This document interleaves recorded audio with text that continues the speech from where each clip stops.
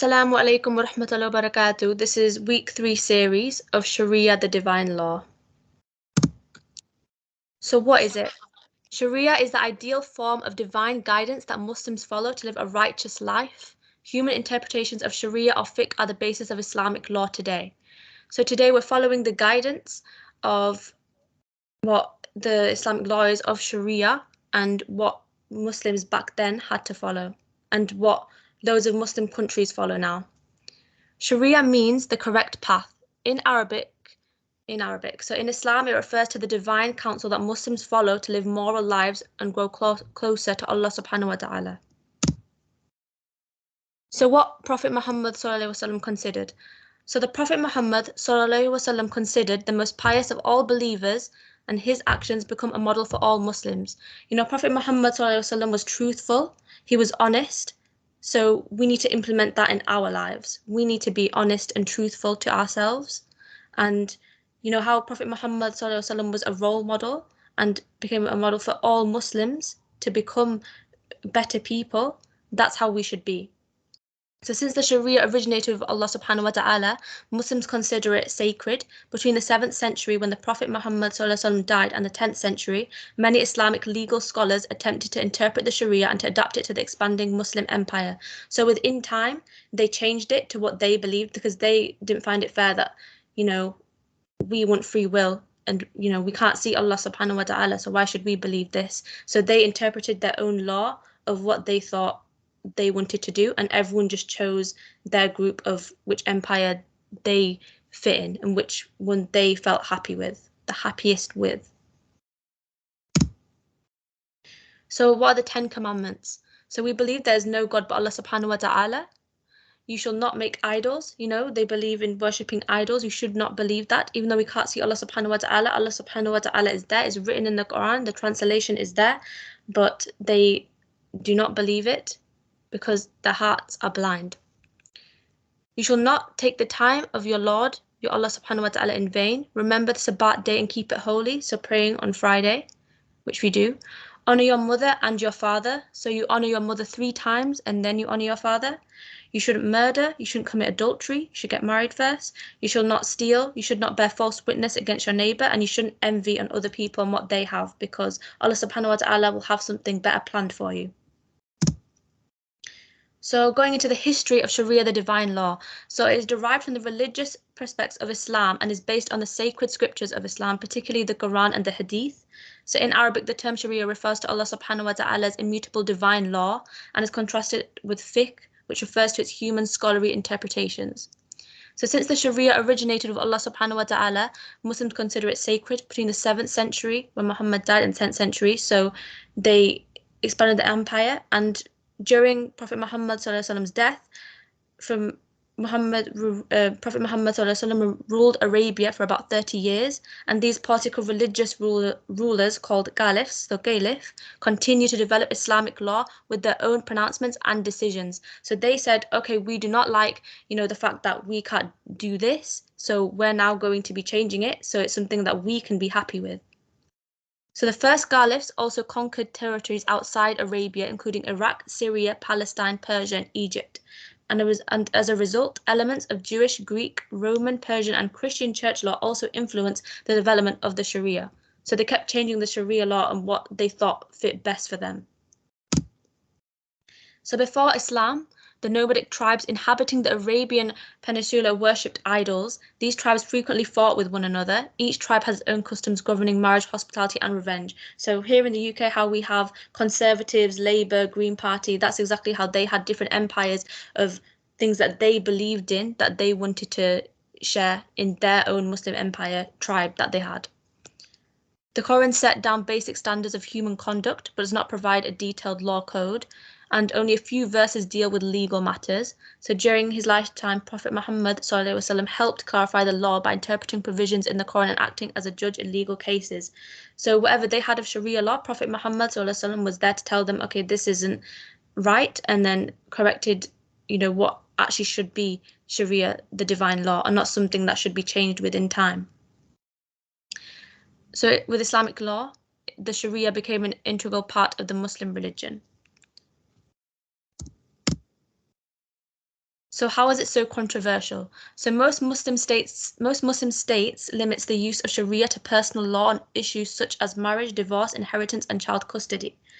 Western critics say most Muslims' personal law limits women's rights and introduces inequality before the law. So within women, they didn't have equal rights in the same as men did, which was found unfair for them. Egypt says Sharia is the main source of its legislation and has penal and civil codes based mostly on 19th century French law. So the corporal and capital punishment outlined in the Quran has not been applied there in modern times. Muslims could not convert to other faiths, and non-Muslims who convert to Islam are not supposed to leave it, but a court allowed this for 12 people in a landmark case last week. So obviously back then they weren't allowed to, somehow change. They had to go through court and they had to go through all these difficulties, but within time, within the law, they managed to change it. So how do Muslim minority countries approach Sharia?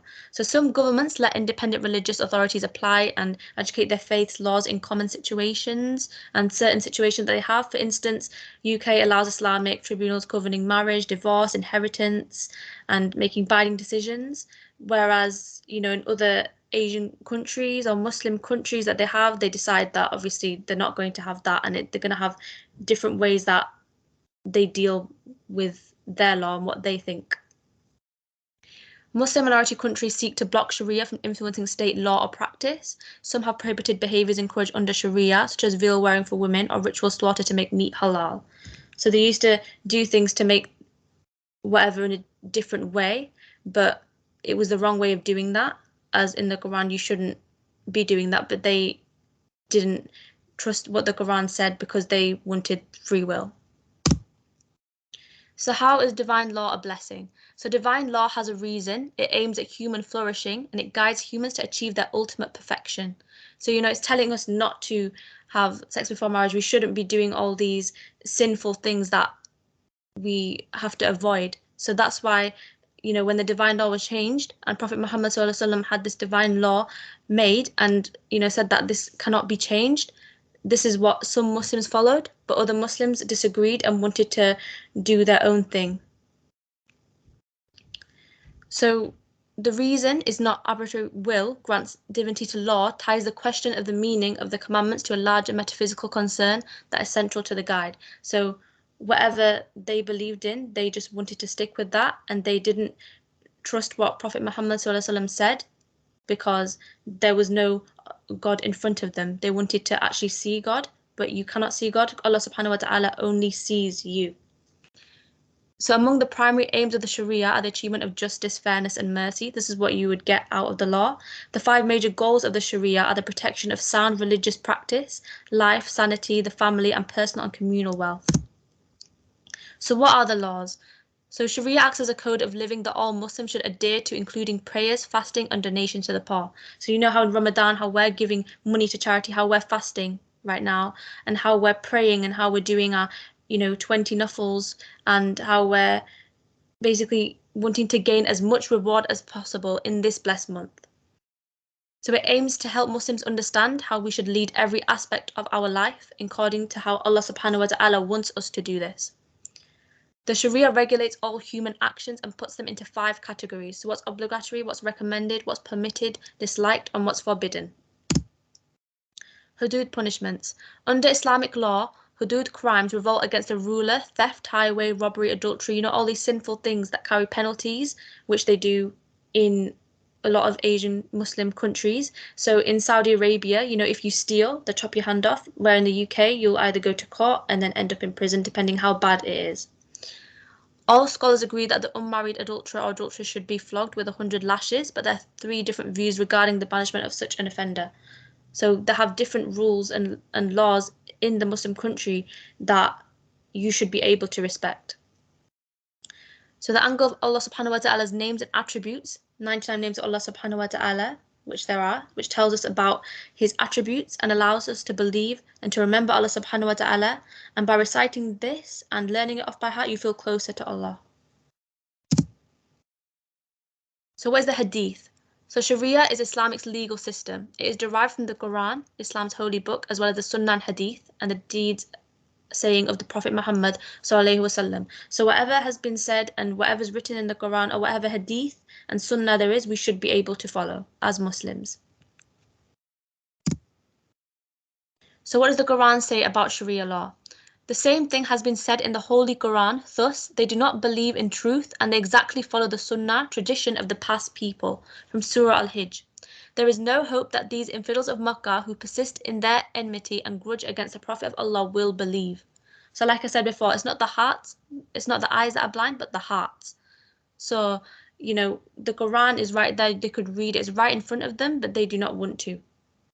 There is a translation that they could read, but they do not want to believe in any of this.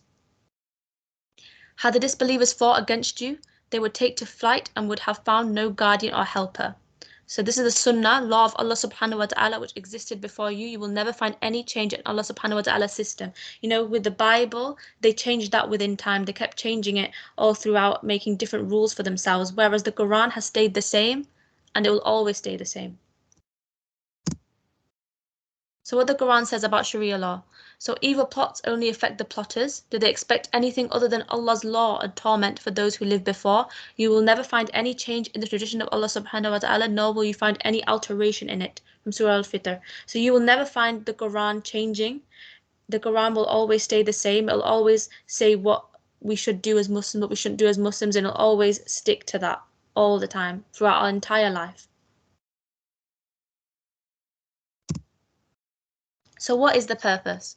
So divine law has a reason. It aims at human flourishing. Obviously, we want to achieve ultimate perfection and we want to become better of ourselves. Obviously, no one's perfect, but we can try to better ourselves and become better Muslims. Always follow the commandments which Allah subhanahu wa ta'ala told us to do, like I said before. So you stay closer to your deen, you're gaining rewards, and you have rules to follow so you won't rebel. Preservation of lineage is a context of the study which refers to protection of humans from events or actions that could disrupt the lineage, such as adultery and exposure of the Orad, intimate parts of the human body from an Islamic perspective, from Al-Khadimi. So it says what shouldn't be exposed and why it shouldn't be exposed.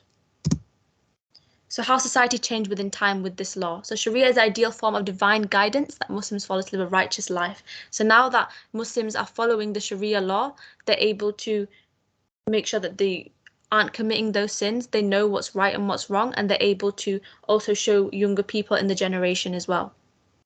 So about half the world's Muslim majority countries have Sharia-based laws. Most Muslims worldwide follow aspects of Sharia in their private religious practices. So there's a debate continues to flare over Sharia's place in the modern world, particularly about its teachings relating to criminal justice, democracy, and social equality. As, is it fair or is it equal now? Okay, so now I'm going to end off with a dua, which is of the first 10 days of Ramadan, which you should be reading this, of Allah's forgiveness. So, رَبِّ اغْفِرْ وَارْحَمْ وَأَنْتَ خَيْرُ الرَّاحِمِينَ. O my Lord, forgive and have mercy, and you are the best of merciful. Jazakallah for listening, and stay tuned to the next Ramadan series.